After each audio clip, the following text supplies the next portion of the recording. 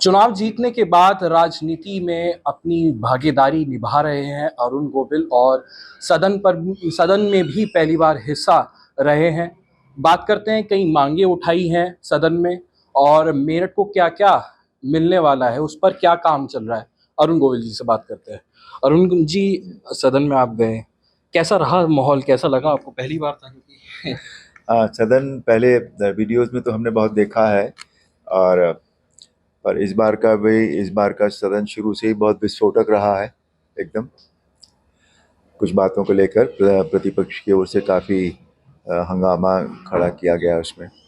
तो नया अनुभव है, पर समझ में आता है कि देश में क्या हो रहा है, क्या होना चाहिए। कुछ बैठे बैठे सारी चीज़ें देखकर अपने आप कुछ फीलिंग्स आती हैं कि ये इस तरह से हमें करना चाहिए, इस तरह से ये चीज़ों को रोकना चाहिए। तो नया अनुभव है, पर अच्छा है अनुभव।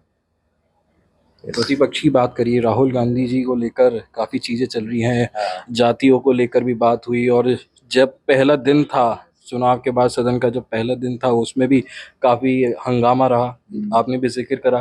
तो राहुल गांधी जी को लेकर क्या कहना चाहते हैं आप? राहुल गांधी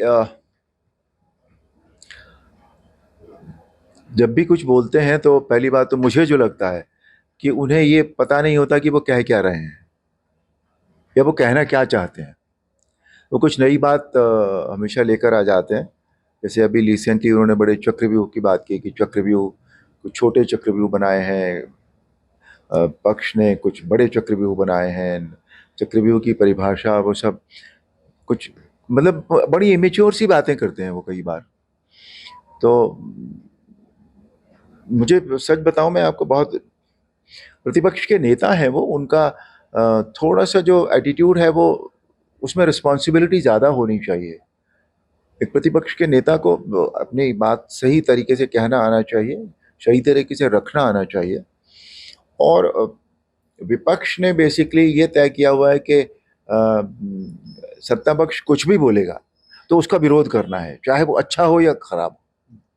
मतलब अच्छा है तो उसका विरोध क्यों करना चाहिए हमें? हम यहाँ देश के लिए बैठे हैं, हम अपने लिए तो नहीं बैठे हैं। अपने लिए तो हम बाहर थे, हम चुनकर आ गए। अब यहाँ जो हमें फैसले लेने हैं वो अपने देश के लिए हमें लेने हैं। यहाँ भी अगर हम सिर्फ अपने ही राजनीति की बात करें तो मुझे लगता है ये ठीक नहीं है। जो चीज़ अच्छी नहीं लग रही है आपको, आप उसके कारण दें कि इसलिए अच्छा नहीं लग रहा है। सिर्फ ज़बरदस्ती आप शोर मचाएं, हंगामा मचाएं और हर चीज़ का विरोध करें, तो वो मुझे समझ में नहीं आता, वो एटीट्यूड उनका। सेंट्रल से थोड़ा सा स्टेट की तरफ आ जाता है। अयोध्या में एक नाबालिग बच्ची के साथ दुष्कर्म हुआ, उसमें समाजवादी पार्टी के नेता इन्वॉल्व हैं। इसको लेकर आपको क्या देखना है? क्योंकि वहाँ पर समाजवादी पार्टी के सांसद हैं। अभी इलेक्शन हुआ तो भारतीय जनता पार्टी को वहाँ पे हार मिली थी और सांसद है, उसके बाद ये घटना हो रही है। हाँ, ये इस घटना को पहली बात तो पूरी तरह से हम कंडेम करते हैं, बिल्कुल एकदम। ये नहीं होना चाहिए था। और जो इस तरह का जो कर्म है वो तो कोई भी करे, बहुत ही उसकी प्रताड़ना होनी ही चाहिए। और वहाँ के जो सांसद हैं उनको इमीडिएट उसके लिए उसके ऊपर कदम उठाने चाहिए। वो चाहे उनकी पार्टी के किसी व्यक्ति ने किया है या किसी और ने किया, जिसने भी किया हो, चाहे उसमें पार्टी को बचाने की कोशिश या उसके ऊपर कुछ न करने की कोशिश नहीं होनी चाहिए।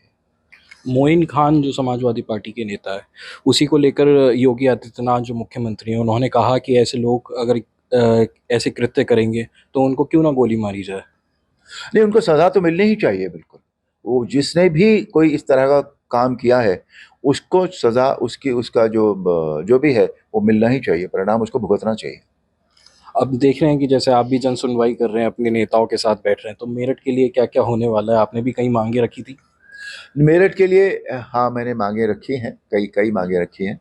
और क्योंकि वो मांगे काफ़ी बड़ी बड़ी हैं, तो इसलिए हम ये तो उम्मीद नहीं कर सकते कि वो एक दिन में पूरी हो जाएंगी, थोड़ा समय लगेगा। सबसे पहली बात जो मेरठ के लिए अभी होने जा रही है वो है कि मेरठ सिटी का जो रेलवे स्टेशन है वो, उसका पूरा तरह वो दोबारा बन रहा है, नवीनीकरण होने जा रहा है उसका। और उसके लिए मेरी भेंट हुई थी वैष्णव वैष्णव जी से, हमारे जो रेल मंत्री हैं। उन्होंने हमने डिज़ाइन पे भी बहुत काफ़ी कुछ डिस्कस किया। और अब हम उस डिज़ाइन पर यहाँ के दूसरे जनप्रतिनिधि हैं, उनके और कुछ गणमान्य व्यक्तियों के सुझाव भी हम आमंत्रित कर रहे हैं, बहुत जल्दी आमंत्रित करेंगे। और जैसे ही वो सुझावों के साथ फाइनल एक उसका स्वरूप डिज़ाइन एक तैयार हो जाएगा, वैसे ही उस पर काम शुरू हो जाएगा। रेलवे स्टेशन के अलावा? रेलवे स्टेशन के अलावा और कई मांगे हैं, कई हमने चीज़ें रखी हैं।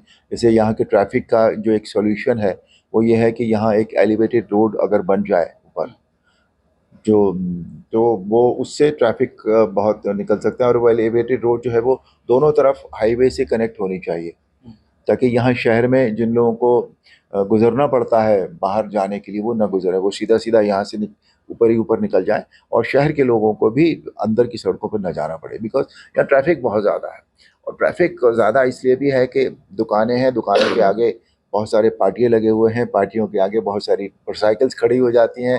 तो जो ट्रैफिक की जगह है वो तो मुश्किल से 6-8 फीट की बचती है बस। तो उसमें अगर गाड़ी आमने सामने आ जाती है तो ट्रैफिक जाम हो जाता है। तो इस चीज़ का मतलब वैसे तो नागरिकों को भी ध्यान रखना चाहिए कि भाई शहर उनका है, उनको भी अपने शहर के प्रति ध्यान रखना चाहिए।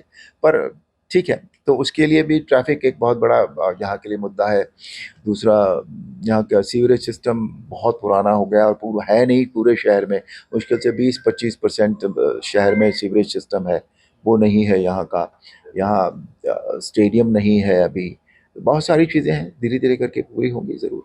एक चीज़ मेरे को याद आई आपसे बात करते-करते, आपने कहा था कि जब चुनाव होंगे तो हो सकता है कि जो कॉन्स्टिट्यूशन है उसमें, क्योंकि बहुत पुराना हो गया, तो उसमें बदलाव होना चाहिए। नहीं, अभी मैंने ये ऐसी नहीं कहा था जी, कभी भी। पहली बात तो मैं let me make it clear मतलब थोड़ा-सा कि क्या चेंजेस होता आने है, चाहिए। अमेंडमेंट्स होते हैं। जी, जी। अमेंडमेंट्स तो अभी भी हो रहे हैं। देखिए, किसी चीज़ में हम कोई एक चीज़ लेकर चलते हैं, उसमें हमें लगता है कि नहीं भाई, ये अभी तक 10 पैसे थी, इसको हमें 15 पैसे कर देना चाहिए, थोड़ा सा एक चेंज हमें ले लेना चाहिए। उसको अमेंडमेंट कहते हैं। उसको संविधान बदलना नहीं कहते। संविधान नहीं बदला जाता है। बिल्कुल, अमेंडमेंट की ही बात कर रहा हूँ मैं। जैसे कि अभी ये रिज़र्वेशन का मुद्दा चल रहा है। रिज़र्वेशन के अंदर रिज़र्वेशन आ रहा है, उसका विरोध अब विपक्ष पार्टी करने लगी है। यूपी में ये मुद्दा छिड़ा हुआ है इस टाइम। इसको हाँ। लेकर आप क्या कहना चाहेंगे? देखिए, हर एक के अपने अपने मुद्दे होते हैं, समय के अनुसार मुद्दे चेंज भी होते हैं। काल, परिस्थिति, ये सब, इन सब के अनुसार जो है फैसले लिए जाते हैं। तो वो हर व्यक्ति हर पक्ष अपने हिसाब से उसके फैसले लेता है ना? लेकिन हमें वो काम ज़रूर करना चाहिए जो हमारे देश के हित में होता है। बस आखिरी सवाल करता हूँ। यूपी में समाजवादी पार्टी ने अपना नेता प्रतिपक्ष जो तौर पे ब्राह्मण चेहरे को उतारा है। तो इसको आप किस तरीके से देख रहे हैं? क्या ब्राह्मणों को अब पीडीए, क्योंकि उनका नारा था पिछड़ा, दलित, अल्पसंख्यक, अब ब्राह्मण को भी जोड़ने का उनकी तैयारी है। रिज़ल्ट इस बार लोकसभा में थोड़ा-सा यूपी में भारतीय जनता पार्टी के लिए कम रहा है। अगर ब्राह्मण भी जुड़ जाएँगे तो कहीं न कहीं और नुकसान हो सकता है। आपको लग रहा है कि देखिए, राजनीति तो ये है ही है, ये राजनीतिक पहल है पूरी तरह। और ऐसा नहीं है कि ब्राह्मण भी उनके साथ जुड़ जाएँगे। क्योंकि क्या होता है कई बार, जो कोई भी पक्ष होता है, वो जैसे विपक्ष की अगर हम बात करें तो वो कभी कुछ कहते हैं, कभी कुछ कहते हैं, कभी कुछ कहते हैं। तो ये सब राजनीति के मुद्दे हैं। राजनीति में यही है कि भई हम ज़्यादा से ज़्यादा कैसे पॉपुलर हो जाएँ, हम ज़्यादा से ज़्यादा हमें सीटें कैसे मिल जाएँ। तो पर मैं हमेशा से यही मानता हूँ, जब मैं यहाँ नहीं था, बाहर था राजनीति से, तभी भी मैं ये कहता था, आज भी मैं ये कहता हूँ कि हमें वो काम करने चाहिए जो हमारे देश के हित में है। बहुत-बहुत शुक्रिया बात करने के लिए। ये थे हमारे साथ अरुण गोविल जी, मेरठ के सांसद, और जिनका ये कहना है कि देश हित में चाहे पक्ष हो, विपक्ष हो, सबको काम करना चाहिए और मेरठ के लिए कई समस्याओं का हल मिलने वाला है, ऐसा इनका दावा है। अनमोल शर्मा, टीवी 9 उत्तर प्रदेश, मेरठ।